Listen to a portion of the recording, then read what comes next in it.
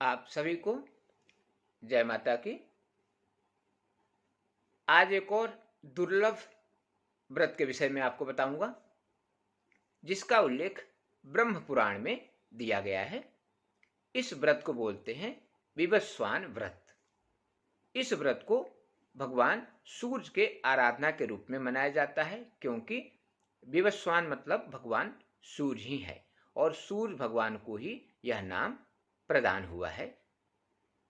यह व्रत आषाढ़ शुक्ल पक्ष के सप्तमी को किया जाता है, क्योंकि इसी दिन भगवान सूर्य को विवस्वान के रूप में ख्याति प्राप्त हुई थी।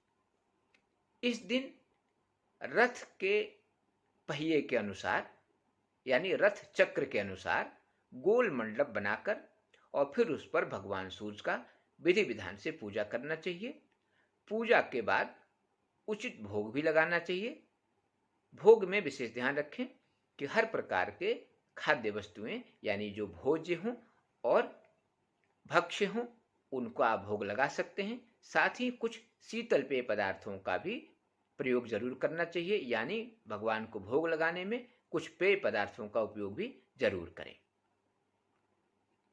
यदि इस व्रत का पालन करते हैं आप, तो आप इस बात को समझिए, यदि भगवान सूर्य प्रसन्न हो गए तो आपको किसी प्रकार का असाध्य रोग तो हो ही नहीं सकता है। इसके साथ ही अपजस या अपमान आदि की स्थितियां भी बहुत कम आती हैं।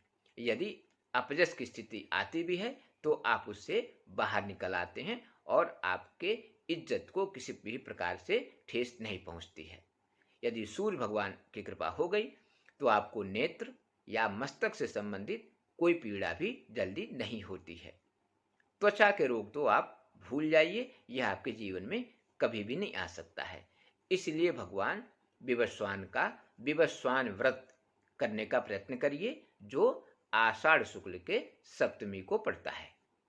उस दिन आप कुछ विशेष उपाय भी कर सकते हैं, जैसे प्रातः स्नान के बाद में सूर्यार्घ अवश्य दें। सूर्यार्घ का मंत्र आपको मालूम ही होगा। यदि नहीं हो तो आपको 3 मंत्र बता रहा हूं, इसमें से किसी मंत्र का उपयोग करते हुए आप सूर्यार्घ दे सकते हैं। पहला तो गायत्री मंत्र, ओम भूर्भुवः स्वः तत्सवितुर्वरेण्यं भर्गो देवस्य धीमहि धियो यो नः प्रचोदयात्। इसके अलावा आप ओम एहि सूर्य सहस्रांशो तेजो राशि जगतपते अनुकंपय मां भक्त्या गृहाणार्घ्यम दिवाकरः, इस मंत्र से भी 3 बार में भगवान सूर्य को अर्घ दे सकते हैं। और यदि यह मंत्र भी न बने तो ओम घृणि सूर्याय नमः, इस मंत्र का उच्चारण करते हुए 3 बार में भगवान सूर्य को अर्घ दें। अर्घ के पात्र में शुद्ध जल के अतिरिक्त यदि रोली और गुड़ भी डाल लें, साथ में ही लाल पुष्प मिल जाए तो और भी उत्तम रहेगा।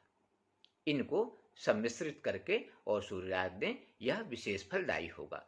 सामान्य रूप से भी आप शुद्ध जल से भी सूर्यार्घ दे सकते हैं।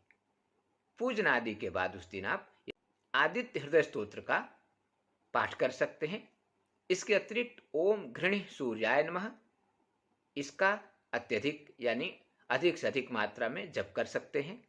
इसके साथ ही ओम आदिदेव नमस्तुभ्यं प्रसीद मम भास्कर दिवाकर नमस्तुभ्यं प्रभाकर नमोस्तुते, इस मंत्र का भी आप यथाशक्ति जप कर सकते हैं। या फिर गायत्री मंत्र का भी आप यदि इस दिन जप करते हैं, वह भी बहुत लाभदायक होगा।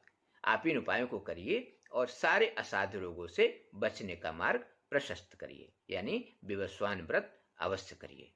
आज के लिए इतना ही। नमस्कार।